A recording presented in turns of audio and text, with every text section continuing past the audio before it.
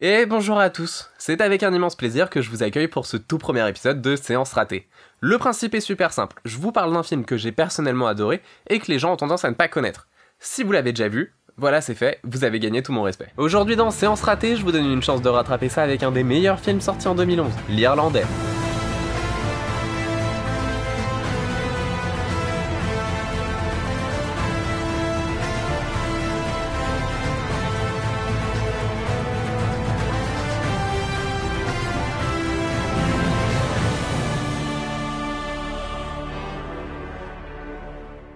Vous avez sûrement vu Bon Baiser de Bruges, sorti en 2008 et réalisé par Martin McDonagh.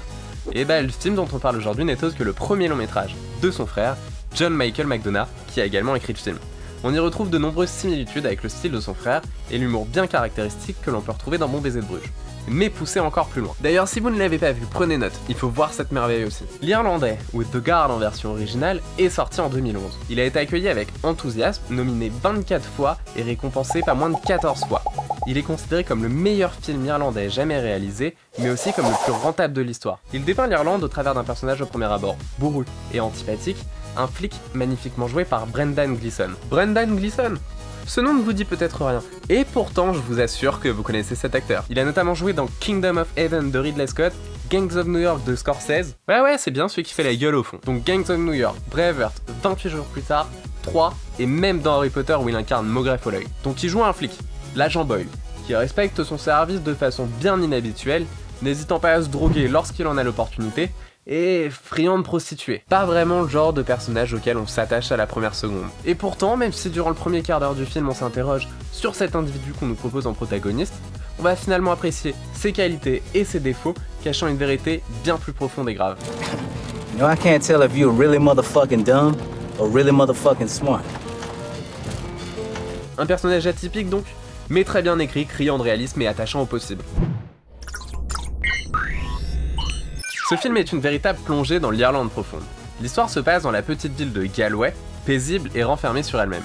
Une ville où il ne se passe jamais rien. Et justement, c'est pour ça que des trafiquants de drogue qui, selon des informateurs, feraient passer un demi-milliard de dollars de cocaïne, l'ont choisi. Ouais, ça fait beaucoup de drogue, mais dans un pays où il y a plus de moutons que d'habitants, les mecs doivent en avoir besoin. C'est dans ce contexte que Wendell Everett, un agent américain envoyé par le FBI à la poursuite des malfrats, arrive dans le Connemara. L'agent Everett est joué par Don Cheadle, que l'on retrouve notamment dans Ocean's Eleven, et dans les suites d'ailleurs, ou encore, et là je pense que vous l'aurez reconnu, dans le rôle de James Rhodes. Eh s'il vous plaît les gars, War Machine dans Iron Man. C'est ainsi que ces deux protagonistes venant de mondes complètement opposés viennent à se rencontrer, entraînant des situations comiques et même parfois profondes, dans le sens philosophique du terme. Ce duo policier composé d'un noir et d'un blanc doit vous rappeler de nombreux films où on entend souvent ça. Fâché, mec! Et c'est une particularité des buddy cop movies, où le personnage noir rentre toujours dans la même description. Ici on inverse la situation avec un agent Everett droit, sérieux et consciencieux, là où l'agent Boyle manque clairement de rigueur et d'organisation. En réalité ne vous méprenez pas, ce film n'est pas une comédie policière, ce n'est même pas un policier en fait, vous n'allez pas suivre une enquête avec plein de fausses pistes et de rebondissements. C'est bien plus une caricature des Irlandais, faite par des Irlandais. Et là on entre dans la raison pour laquelle je tenais à vous présenter ce film. C'est ce qu'on pourrait appeler un néo-western. On se croirait littéralement dans un western, sauf qu'il se passe à l'heure actuelle et en Irlande, notamment dans la dernière scène, qui pour moi est devenue une source d'inspiration. Ça peut paraître paradoxal, mais ce film est un véritable bijou pour ce point-là. J'ai vraiment eu cette impression pendant le film, et ma grande surprise a été de découvrir que c'était bel et bien la volonté du réalisateur. C'est donc un pari réussi. Bon, je vous dis que ce n'est pas une comédie policière, mais ça ne veut pas dire que le film n'est pas drôle. C'est que l'humour n'est pas mis en avant. Les dialogues des personnages n'ont pas été écrits dans le but de faire de l'humour pour de l'humour. C'est plus insidieux que ça. Proche de l'humour d'Alexandre Astier. Et je ne parle pas que de Kaamelott, parce que là vous allez me dire, oui, Perceval, Caradoc... Ok, mais ça mis de côté, les personnages vous font rire alors qu'ils font face à des situations compliquées et sérieuses. Prenez plutôt un exemple l'humour qu'il utilise avec grande habileté dans sa pièce Que ma joie d'honneur où il traite du quotidien bien calme de Jean-Sébastien Bach. C'est de l'humour lié à la sincérité et à l'extrême franchise des personnages dans leur routine quotidienne, et le tout d'un point de vue extérieur à l'action. On serait à leur place, on ne rigolerait pas. A l'inverse de certains films américains où l'on se bidonnerait parce que le message transmis n'est pas important, seulement l'aspect humoristique de la chose. Et j'aime ce film en partie pour ça. Il est hilarant, mais pas sans cesse. On jongle entre les émotions, entre le rire et l'empathie pour ce personnage hors du commun, mais en même temps tellement ancré dans sa routine. Quant à la réalisation, on est très loin des films ultra lissés et stérilisés qu'on commence à avoir l'habitude de voir sur nos grands écrans. Ici, les couleurs sont très bien utilisées, notamment le bleu et le jaune pour créer du contraste, et parfois les mélanger pour obtenir du vert, rappelant l'Irlande et permettant une ambiance bien plus angoissante, proche de l'état d'esprit de l'agent Boyle. Il y a un passage juste sublime que je veux vous montrer, notamment pour les lumières et pour l'écriture, mais aussi pour que vous compreniez un petit peu le style du film. Like a donkey fucking a hippopotamus. It's party time. What?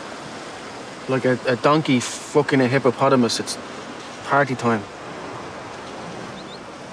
The fuck you on about? She, he said. He was taking the piss, for fuck's sake. That's nice. Is that real leather? Why, what am I, fucking cheap? It's all there, yeah?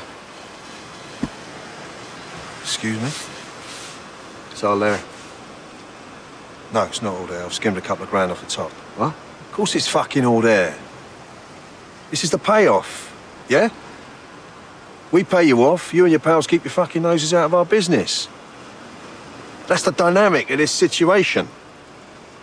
Why the fuck would I then cheat you out your money? Dernier point.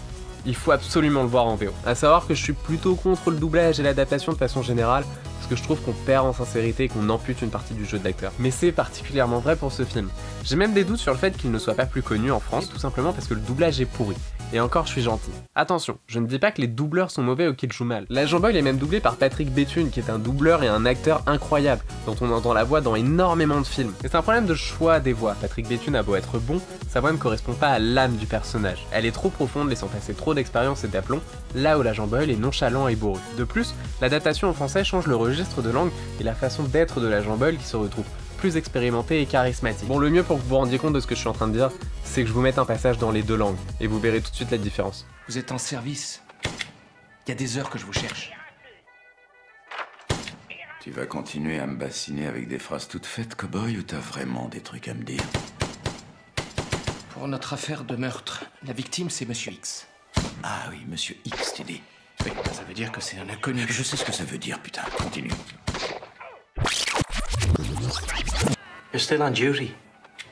You've been gone all afternoon. Are you going to continue to make a series of declarative statements, or are you going to fucking tell me something? The murder over in Lettermore. The victim's a John Doe. He's a John Doe, is he? Yeah, it means we don't know what. I know what it fucking means. Go on. Moi je sais pas pour vous, mais pour moi ça change tout. Avec un film comme celui-ci et des acteurs comme Brendan Gleeson et Don Cheadle, regardez-le en VO si vous voulez vraiment l'apprécier à sa juste valeur. Je vous déconseille d'aller voir les bandes annonces, tout simplement parce qu'elles ne reflètent pas la réalité du film, mettant trop en avant le côté humoristique, et en les regardant vous ne ferez que vous spoiler une partie du film. Bon, vous l'aurez compris, je vous encourage très vivement à aller voir ce film.